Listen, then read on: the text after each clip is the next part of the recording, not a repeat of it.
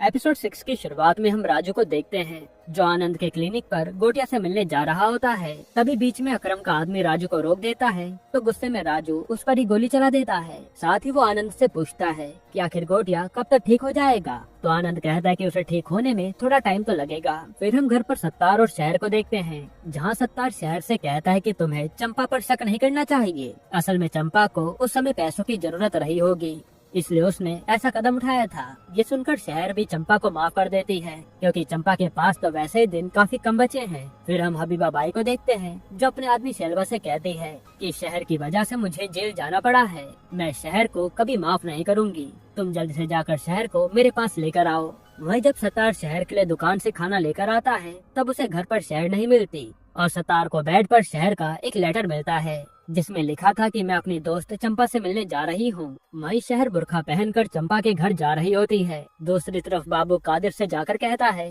कि आपके बेटे ने मेरे आदमी को गोली मारी है, आपको इसके खिलाफ कोई कदम उठाना चाहिए। फिर वहाँ से बाबू सीधा अपने मसाज सेंटर पर आ जाता है तो वो आईबी से कहता है कि मैं कुछ नई लड़कियां मसाज करने के लिए लाया हूँ, इसलिए तुम उन्हें मसाज करना सिखा देना। और बाबू कैसे भी करके अपना बिजनेस पूरे शहर में फैलाना चाहता था ताकि वो कादिर भाई से भी बड़ा बिजनेसमैन बन सके। फिर थोड़े टाइम बाद यहाँ शैलवा चंपा के घर पर शहर को लेने आता है मगर वहाँ घर पर उसे शहर नहीं मिलती। इसी वजह से शैलवा वहाँ से चला जाता है। यहाँ सत्तार रेशम बाई से जाकर कहता है कि मेरे पास एक बहुत ही अच्छी लड़की है और वो लड़की आपके साथ काम करना चाहती है। तब रेशम बाई कहते हैं कि तुम लड़की को लेकर आना। इसके बाद हम देखते हैं कि वो काम कर पाएगी या नहीं। फिर हम चंपा के घर पर शहर को देखते हैं। शहर जब चंपा से मिलने आती है तब उसे चंपा की लाश दिखती है। ये देखकर तो शहर पूरी तरह टूट जाती है और शहर को चंपा के साथ बिताए दिन याद आ जाते हैं जब काफी समय पहले चंपा शहर को छोड़कर मुंबई जा रही थी। उस समय शहर चंपा से कहती है कि तुम मुझे अकेला छोड़कर जाके रही हो।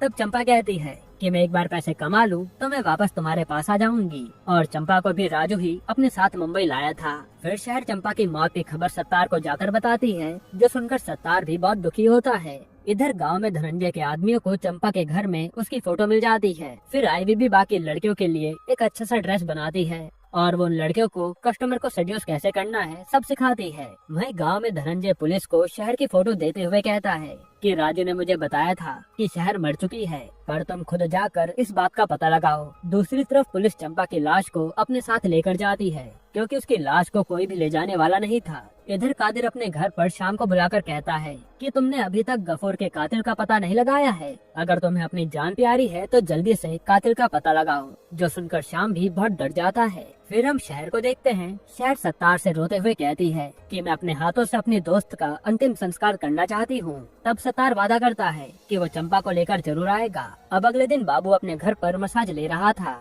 तभी बाबू को कादिर का कॉल आता है और वो उसे जल्दी से अपने पास आने को कहता है। यहाँ जब थाने में बिजली बैठी होती है इतने में वहाँ सत्तार आता है और वो बिजली से कहता है कि मैं चंपा को अपनी बहन मानता था, क्या मैं अपने हाथों से चंपा का अंतिम संस्कार कर सकता हूँ। तब सत्तार की बातें सुनकर बिजली उसे चंपा की बॉडी दे देती है। इसके बाद यहाँ घर पर कादिर बाबू से कहता है कि तुम्हें क्या लगा था मुझे तुम्हारे मसाज सेंटर के बारे में कुछ पता नहीं चलेगा। मैं जानता हूँ कि तुम मेरे पीठ पीछे अपना बिजनेस चालू कर रहे हो। तुमने मुझसे बिना पूछे मसाज सेंटर खोलकर अच्छा नहीं किया, इसलिए तुम्हें मुझे अपने बिजनेस में 70% का प्रॉफिट देना होगा। ये सुनकर बाबू की हालत खराब हो जाती है, पर बाबू के पास कोई और दूसरा चारा नहीं था।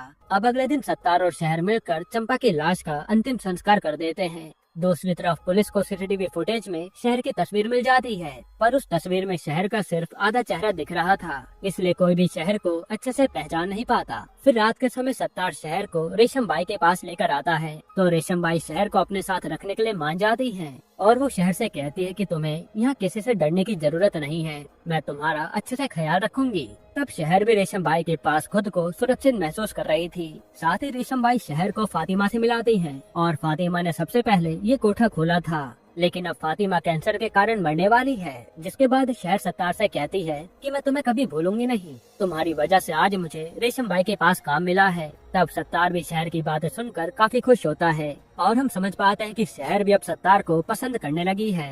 यहीं पर एपिसोड 6 खत्म होता है।